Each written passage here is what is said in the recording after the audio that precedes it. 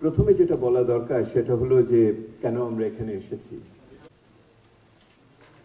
অন্তর্বর্তীকালীন সরকার অগস্ট মাসে দায়িত্ব গ্রহণ, দেশে বিদেশে কেউ কেউ তির্যক মন্তব্য যে করেননি এমন না, সেটাকেও আমরা ইতিবাচকভাবে দেখেছি। অনেক সময় ভুল বুঝেও অনেকে তথ্য উপাত্তের অপব্যাখ্যা করেছেন। তথাপি আমরা মনে করি এই আগ্রহ খুবই গুরুত্বপূর্ণ এবং বিদেশে এমনকি ইকোনমিস্ট, নিউ ইয়র্ক টাইমসের মতো পত্রিকাও আমাদের এই রিপোর্টের উপরে পর্যালোচনা প্রকাশ করেছে। মাননীয় প্রধান উপদেষ্টা 16 ডিসেম্বরের মহান জাতীয় দিবসের আমাদের বিজয় দিবসের বক্তৃতায় এই শ্বেতপত্র সম্বন্ধে বেশ কিছু সময় ব্যয় করে কথা বলেছিলেন। আমি শুরুতে ওনার ওই কথাগুলোকে স্মরণ করতে চাই। I would like to recall the words of the Honorable Chief Advisor, what he said during his speech to the nation on the occasion of the great Victory Day of last year, 16 December 2024. Would you kindly play the video, please, the clip? It's a short one. বিশাল বিশাল প্রকল্প নেওয়া হয়েছে ঋণের টাকায়। এসব প্রকল্পের মোড়কে বিশাল বিশাল অর্থ লুটপাট করেছে। প্রকৃত ব্যয়ের চাইতে কত বেশি ব্যয় ধরে কাদের হাতে টাকাটা পাচার করে দেওয়া হয়েছে তাও এই প্রতিবেদনে তুলে ধরা হয়েছে। শ্বেতপত্র প্রণয়ন কমিটি তাদের প্রতিবেদনে তুলে ধরেছে যে বার্ষিক উন্নয়ন ব্যয় প্রায় অর্ধেক টাকায় লুটপাট হয়েছে। দেশে এমন ধরনের পোষ্যতোষী পুঁজিবাদ তৈরি করা হয়েছিল যার সুবিধাভোগী ছিল স্বৈরাচার ও তার সহযোগীরা। প্রতিবেদনে উল্লেখ করা হয়েছে যে নির্দিষ্ট কিছু গোষ্ঠীকে সুবিধা দিতে যে পরিমাণ কর ছাড় দেওয়া হয়েছে সেটা অর্ধেকে নামিয়ে আনা গেলে দেশের শিক্ষা বাজেট দ্বিগুণ, স্বাস্থ্য বাজেট 3 গুণ করা সম্ভব ছিল। পাচার করা এই টাকা আপনাদেরই টাকা। তারা প্রকাশ্যে আপনাদের কষ্টার্জিত টাকা লুট করে বিদেশে ভোগ বিলাসে ব্যয় করছে। সম্প্রতি গার্ডিয়ান পত্রিকাতেও পাচার করা টাকায় গড়ে তোলা সম্পদের পাহাড় নিয়ে একটা সচিত্র প্রতিবেদন প্রকাশিত হয়েছে। পাচার করা এই সীমাহীন অর্থ এখন আবার দেশে গোলযোগ সৃষ্টি করে তারা এদেশে ফিরে আসার সুযোগ সৃষ্টির কাজে ব্যয় করছে। আপনারা দেখতেই পাচ্ছেন এই টাকা কিভাবে দেশের সংহতির বিরুদ্ধে সকল প্রকার অপপ্রচারের কাজে লাগানো হচ্ছে। প্রতি বছর অর্থনৈতিক প্রবৃদ্ধির যে হার দেখানো হয়েছে সেটাও মন না।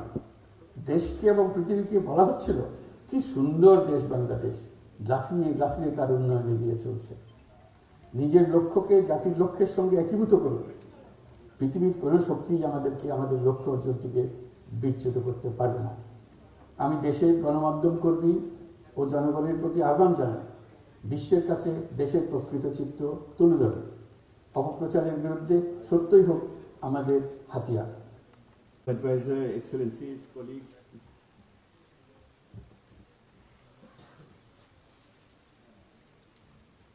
great interest about the document.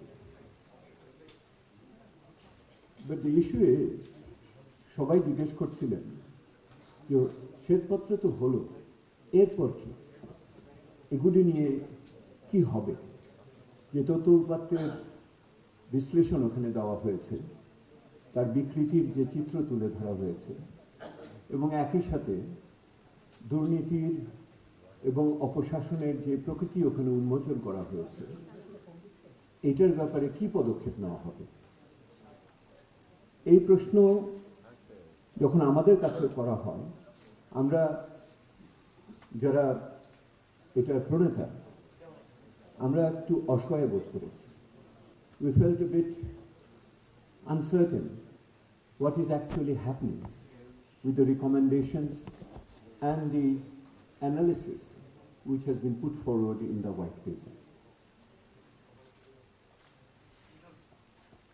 আমরা এও দেখেছি সরকারের ভিতরে এটার ব্যাপারে এই সরকার কর্তৃক স্থাপিত একটি কমিটির ফলাফল সম্বন্ধেও অনেকেও অনিশ্চিতভাবে কথা বলেছেন, অনেক সময় খুব উৎসাহব্যঞ্জক কথাও বলেন। এরকম একটি পরিস্থিতিতে আমাদের কাছে মনে হয়েছে জাতীয় দায়িত্ব হিসেবে যে আগামী মধ্যমেয়াদী উন্নয়ন চিন্তা এবং আসন্ন বাজেটকে কেন্দ্র করে আমাদের শ্বেতপত্রের ভিতরে যে সমস্ত বিশ্লেষণ এবং সুপারিশ আছে সেগুলোকে আরো জোরদারভাবে তুলে ধরা। We felt it has become necessary, pertinent, to highlight those recommendations and analysis in the wake of given the preparation for the upcoming budget, if not the midterm framework, budgetary framework, as well as the other reform efforts which are going on. So from that point of view, and with the participation of the greater stakeholders, we thought it is a time to give it a push in order to remind everybody what has been said there and why we need to take it forward. এটা আমরা একটা বড় ধাক্কা দিতে চাই মনোযোগ আনার জন্য, যাতে শ্বেতপত্রের যে সমস্ত বক্তব্যগুলো আছে, সুপারিশগুলো আছে, সেগুলো যেন হারিয়ে না যায়, নীতি প্রণয়নের ক্ষেত্রে তা যেন স্থান পায়। এটি আজকের উদ্দেশ্য। আজকে এখানে আমাদের শ্বেতপত্র প্রণয়ন কমিটির সম্মানিত সদস্যরা খুব সংক্ষেপে, ওনারা এখন আমার উপর রাগ করবে, 5 মিনিটের ভিতরে বলতে হবে, এবং একই রকম ভাবে আমরা বিভিন্ন সম্মানিত আলোচকদের নিয়ে এসেছি, ওনারাও 5 মিনিটের ভিতরে সীমিত থাকবেন। আমরা কি একটা সময়ের বেঁধে দেওয়ার জায়গা দেখেছি? তো দুই পাশে সময়ের দুটো জায়গা আছে, এখানে কাউন্টডাউন হবে, ওনারা সেটার প্রতি নিষ্ঠা দেখাবেন, এটি আমি আশা করি। তো আমি ওনাদের ডাকার আগে যেটা আমি বলতে চাচ্ছি, এই উদ্বেগ এবং উত্তেজনা যেটা থেকে আজকে এই আলোচনার আয়োজন করা হয়েছে, তার কারণটা কি? আমি দুটো কথা বলে আপনাদের এখান থেকে যাব এবং আমার সহকর্মীদের ডাকবো। দেখুন, দেশের প্রবৃদ্ধির হার ক্রমান্বয়ে শ্লথ হয়ে যাচ্ছে। চলমান অর্থ বছরেও প্রথম প্রান্তিকে যে তথ্য এসেছে তাতে প্রবৃদ্ধির হার আরও কমে যাচ্ছে, এবং এটা বছর শেষে যে বাড়বে এমন কোনো নিশ্চয়তা নেই। So the growth rate is slowing down, it's decline. আমাদের শ্বেতপত্র এটা বলা আছে যে আমরা একটা মধ্যমেয়াদী ফাঁদে ইতিমধ্যে ঢুকে গেছি, we have entered the middle income trap. তাহলে এই ক্ষেত্রে একটি বড় এলাকা যেটা আলোচনার বিষয় এসেছে সেটা হলো আয়কর, অভ্যন্তরীণ সম্পদ সংগ্রহ। আমরা দেখে আশ্চর্য হয়ে গেছি কিভাবে অবিবেচকভাবে ভ্যাট বৃদ্ধি করা হয়েছিল। যে কোনো একটি দেশে যদি আপনি কর সংগ্রহ করতে চান, তাহলে ক্রমান্বয়ে তাকে প্রত্যক্ষ করের কাছে নিয়ে যাবে। আমরা দেখলাম না কোনো প্রত্যক্ষ কর আহরণের জন্য কোনো পরিকল্পনা। যারা টিআইএন আছে কিন্তু যারা ট্যাক্স দেয় না, তাদের প্রতি কি আচরণ করা হবে তার কিন্তু কোনো পরিকল্পনা এলো না। অর্থাৎ আপনি পরোক্ষ করের দিকে আগে গেলেন প্রত্যক্ষ করকে বাদ রেখে। আমাদের এটা চিন্তিত করেছে। আমাদের জ্বালানি পরিস্থিতি নিয়ে আমরা দুশ্চিন্তায় থাকি। গ্যাসের সরবরাহ এবং আগামী বোরো মৌসুম এবং গরমের মধ্যে আমার জ্বালানি পরিস্থিতি আরো জটিল হবে, এইরকম আশঙ্কা করা হচ্ছে। একই রকম ভাবে সরকারি ব্যয়ের ক্ষেত্রে আগামী বাজেটের ভিতরে রাজস্ব ব্যয় কি দাঁড়াবে, সেখানে ভর্তুকির পরিস্থিতি কি দাঁড়াবে, ওই ভর্তুকির কে কত পাবে, কারণ সরকারের যদি ব্যয় সংকোচন করতে হয় সে আলোচনা আমরা কিন্তু সেইভাবে দেখলাম না। শিক্ষা এবং স্বাস্থ্য খাতে হয়তো এই সরকার কিছু ব্যয় বাড়াবে, কিন্তু শিক্ষা এবং স্বাস্থ্য খাতে ওই ব্যয়ের কাঠামো কি হবে, ওই ব্যয় কে পাবে ওই খাতে, এই প্রশ্ন কিন্তু আমাদের মনে থেকে যাচ্ছে।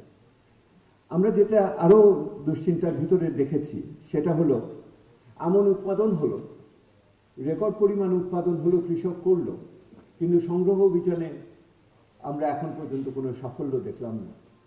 সংগ্রহ অভিযানে যেই ধরনের দুর্নীতি আগে ছিল সেটা এখনো রয়ে গেছে, এবং একই রকম ভাবে কৃষক তার যেই মূল্য পাওয়ার কথা সেই মূল্য কিন্তু সে পাচ্ছে না, সেইভাবে আমরা দেখছি। অথচ এটা বাংলাদেশের খাদ্য নিরাপত্তার জন্য একটি অন্যতম বড় বিষয়। একই রকম ভাবে আমরা দেখছি যে মূল্যস্ফীতিকে নিয়ন্ত্রণ করার ক্ষেত্রে সরকারের গুদামে কত খাদ্য থাকে একটি গুরুত্বপূর্ণ বিষয়, অথচ সরকারের মজুদ এত ধরনের আমদানি বৃদ্ধি করার পরেও সেরকমভাবে বাড়ার সুযোগ পাচ্ছে না। সামাজিক সুরক্ষার ক্ষেত্রে একটি বিশৃঙ্খল অবস্থার ভিতরে আছে। একদিকে ফ্যামিলি কার্ড, মাননীয় অ্যাডভাইজার এখানে উপস্থিত আছেন, আপনার সামনেই বলার সুযোগ পাওয়াতে আমাকে ধন্যবাদ। নিজেকে খুশি আমি যে আপনার সামনে বলতে পারছি। এটার ভিতরে ফ্যামিলি কার্ডের ইস্যু আছে, এটার ভিতরে উন্মুক্তভাবে টিসিবির কর্তৃক বিক্রয়ের ব্যাপার আছে, এটার ভিতরে বাংলাদেশের বিভিন্ন দুস্থ মানুষের জন্য যে ভাতার ব্যবস্থা আছে তার বিতরণের প্রশ্ন আছে। মূল্যস্ফীতির এই সময়ে সাধারণ গরিব মানুষ, নিম্ন মধ্যবিত্তের প্রতি এই সমর্থনটা আমাদের খুবই জরুরি হয়ে পড়েছে। তথ্য উপাত্ত আমাদের এই শ্বেতপত্রের একটি অন্যতম বড় বিষয় ছিল, কিভাবে তথ্য উপাত্তকে রাজনৈতিক প্রয়োজনে বিকৃত করা হয়েছে এবং একটি কৃত্রিম উন্নয়ন বয়ান তৈরি করা হয়েছিল। সেহেতু আমরা আশা করেছিলাম যে তথ্য উপাত্তের ক্ষেত্রে তথ্য উপাত্ত প্রস্তুত করা, সংগ্রহ করা এবং তার সুরক্ষা দেওয়ার ক্ষেত্রে একটি ব্যবস্থা আসবে। আমরা সেটাও কিন্তু সেইভাবে দেখতে পেলাম না। সরকারি ব্যয় ব্যবস্থাপনার ক্ষেত্রে সরকার সিদ্ধান্ত নিয়েছে যে অভ্যন্তরীণ অডিট হবে, কিন্তু একই রকমভাবে প্রকল্প পরিবীক্ষণ মূল্যায়ন করার জন্য যে ব্যবস্থা, সেই আর্থিক ব্যবস্থাপনার উপরে, ফলাফলের উপরে ব্যবস্থাপনার দাঁড় পরিস্থিতি কিন্তু আমরা কোনো অগ্রগতি দেখলাম না। আমার এই কথাটা শুনে আপনারা মনে করবেন না যে কোনো ধরনের উদ্যোগ বা উদ্দীপনা নেই। আপনারা দেখবেন বাংলাদেশ ব্যাংকের পক্ষ থেকে ব্যাংকিং খাতের শৃঙ্খলা ফিরিয়ে আনার জন্য